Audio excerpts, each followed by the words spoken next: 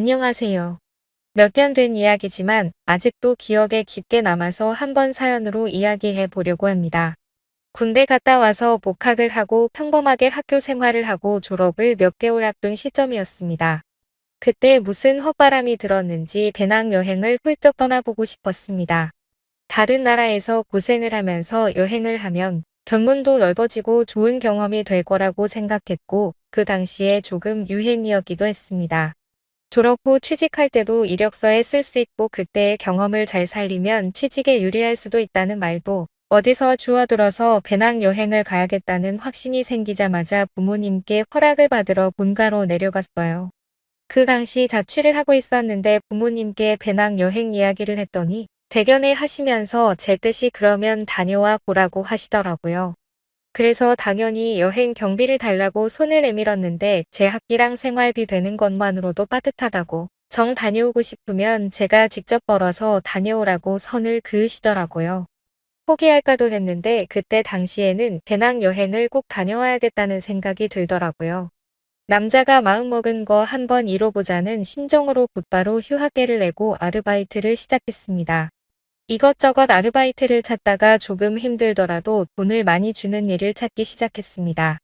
서울 외곽에 있는 대형 고깃집이었는데 거기서 불판 닦는 일을 시작했습니다.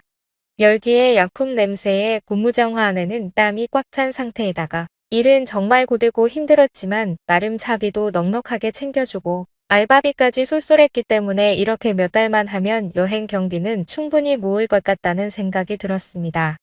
규모가 꽤 큰 식당이라 그런지 일하는 사람도 많았습니다. 제 또래 사람은 한 명도 없어서 주방이나 홀에서 서빙하는 이모님들이 저를 대견하다며 잘 챙겨주셨어요. 젊은 학생이 하기엔 힘든 일인데 요즘 보기 드문 청년이라면서요. 그중에서도 그나마 홀에서 서빙하는 누님이 30대 초중반 정도로 보이는 제일 젊은 사람이었는데 다른 이모님들하고는 다르게 조금 친해지기 힘든 구석이 있었습니다. 약간 날카롭고 신경질적인 외모의 누님이었는데 같이 일하는 분들이 나이 차이가 너무 많이 나서 그런가 그중에서는 단연코 제일 예뻐 보였습니다. 허리를 꽉 조아 묶은 앞치마 때문인가? 이 제 눈에는 엄청 매력적으로 보였습니다. 이게 어른의 성숙한 매력인 거구나 하는 생각까지 들게 할 정도였으니까요. 아무튼 그 누님과는 뭘 어떻게 해보려고 싶은 생각은 없었는데 매서운 인상이긴 하지만 얼굴도 예쁘고 키도 크고 쭉쭉 뻗어서 그런가 자꾸 눈길이 가더라고요. 하지만 홀에서 일하는 관계로 매일 불판을 닦는 저와는 좀처럼 마주칠 일이 없었습니다. 일하면서 친해질 기회가 꼭 있으리라 생각했습니다. 무엇보다 유일한 제 또래이기도 하고 여행을 가기 전에 일터에서 만난 누님과 좋은 추억도 쌓으면 좋겠다는 생각도 했습니다. 젊은 나이에 고생이 많다며 다른 이모님들한테 이쁨을 받아서 그런가 당연스레 그 누님한테도 이쁨을 받을 거라고 생각을 했었어요. 몇 번 말만 트게 되면 누님하고 순식간에 친해져서 둘만의 시간을 보내는 게 어렵지 않은 일이라고 생각했습니다. 식당에 일하는 남자 중에서도 누님에게는 제가 유일한 또래이기도 하고 아마 대충 보아도 제가 제일 힘도 좋아 보였기 때문에 누님에게 매력 어필을 하는 건 일도 아닐 거라는 생각이 들더군요. 기회만 노리면서 누님과 친해질 기회만을 호시탐탐 노리고 있었습니다. 거의 매일매일을 일터에서 보는데 언젠가는 기회가 올 거라는 생각이 들었습니다. 그나마 일하는 사람들이 대화를 주고받을 수 있는 때가 있는데 그건 점심에서 저녁으로 넘어가는 시간에 다 같이 모여서 먹는 식사 시간이었습니다.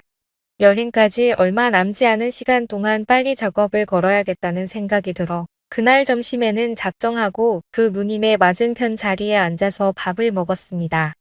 누님은 벌써 밥을 먹고 있었는데 앞자리에 제가 앉는 걸 눈치챘는지 눈만 흘깃하면서 제가 앉는 걸 확인하고는 별로 신경도 쓰지 않고 식사를 계속하더군요. 생각보다 차가운 누님의 반응에 의기소침해졌지만 이대로 포기할 제가 아니었습니다. 제 소개를 하면서 살갑게 인사를 건넸는데 돌아온 반응은 더욱더 차가웠습니다. 그녀는 저에게 말 걸지 말고 조용히 밥이나 먹으라며 대화 자체를 거부하더군요. 괜히 뻘쭘해져서 아무 말도 더 붙이지 못하고 그 자리에서 식사만 했습니다. 그런데 오히려 그 누님이 저를 무시하는 듯하는 차가운 반응에 저도 모르게 마음 안구석이 뜨거워지더군요. 저를 살짝 무시하며 짓누르는 듯한 태도가 오히려 그 누님을 정복해보고 싶은 욕심이 차올랐어요.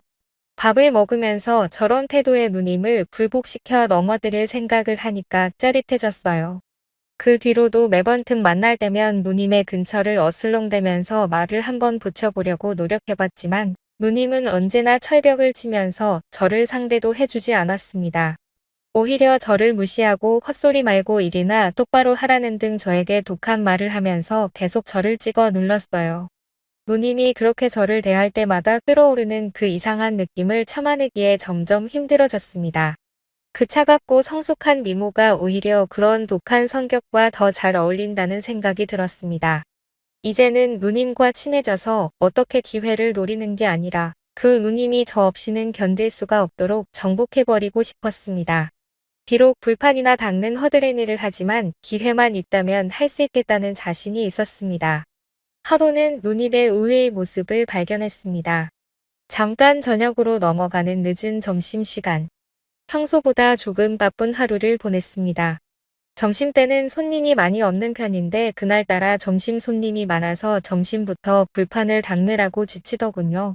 한 바퀴 돌고 나니 더 이상 몰려 들어오던 불판도 줄어들어서 땀에 찌든 몸을 좀 식히려고 밖으로 나와 숨을 돌리고 있었습니다.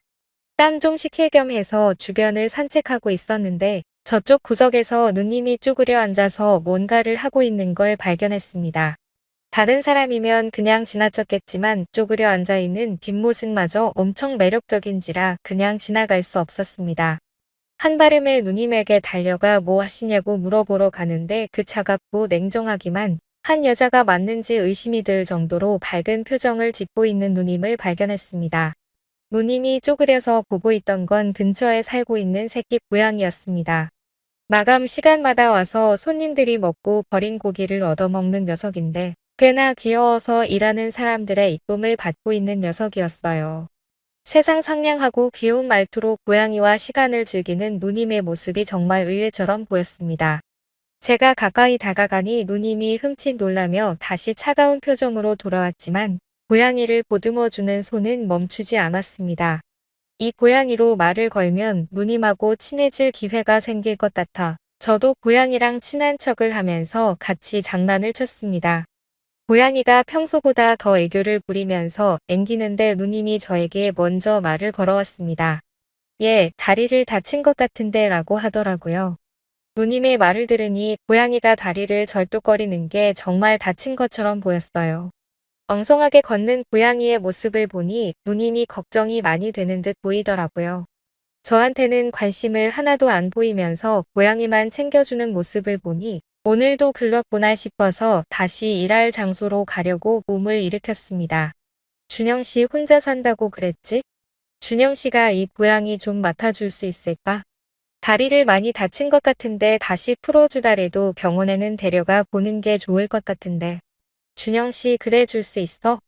누님이랑 이렇게 길게 대화해 본 적도 없는 것 같습니다. 누님의 의외의 모습에도 놀라기도 했지만 대뜸 이런 부탁을 할 줄은 생각을 못했어요.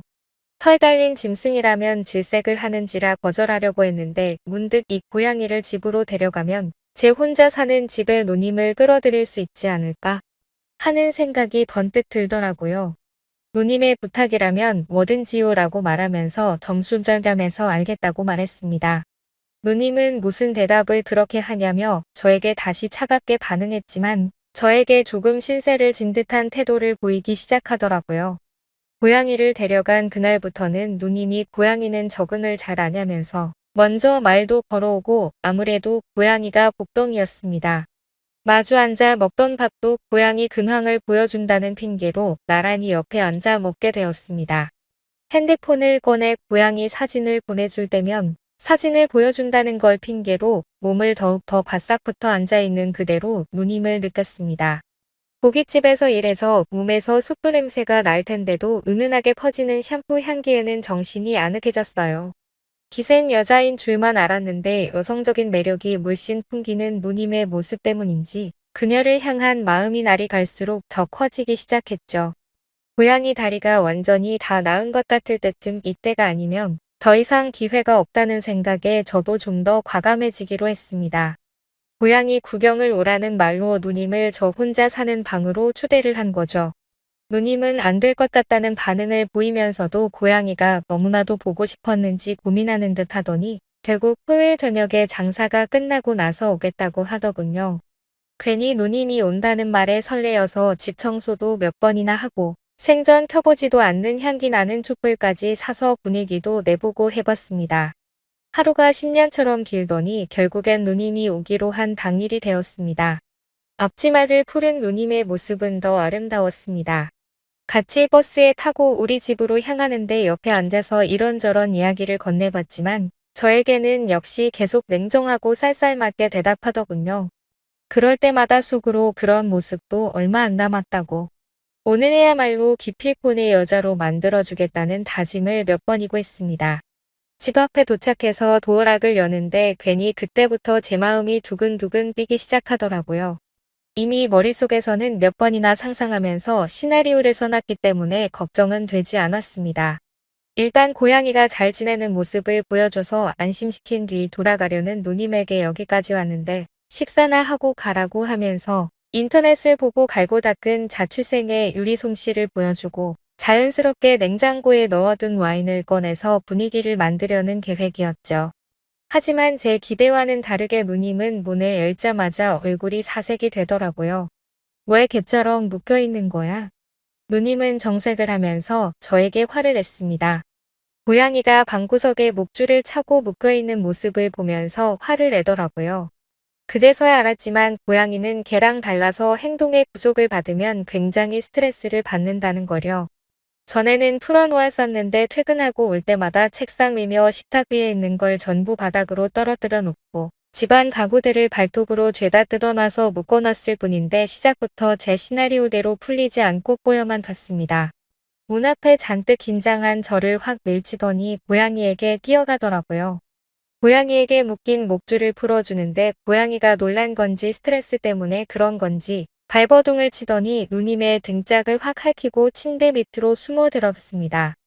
고양이는 나올 생각을 안 하고 누님은 입고 있던 얇은 옷 덕분에 보호가 안 됐는지 고양이에게 핥힌 곳에 피방울이 송골송골 번지기 시작하더라고요.